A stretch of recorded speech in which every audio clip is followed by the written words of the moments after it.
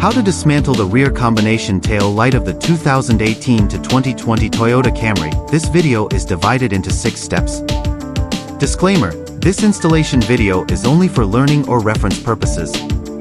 This installation video does not assume any losses or liability incidents that occur during the installation process or after the completion of the installation.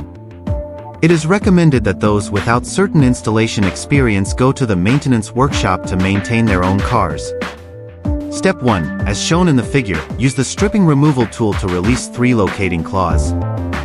Step 2. As shown in the figure, release 2 locating claws to remove the rear combination lamp cover. Step 3. Disconnect the connector. Step 4. Remove 2 screws. Step 5. As shown in the figure, pull the rear combination lamp assembly towards the vehicle rear to release the pins and 3 guides, and separate the rear combination lamp assembly. Note: to prevent the rear combination lamp from falling when separating the pins and guides, gently hold the rear combination lamp assembly. Step 6. Release the gasket to remove the rear combination lamp assembly.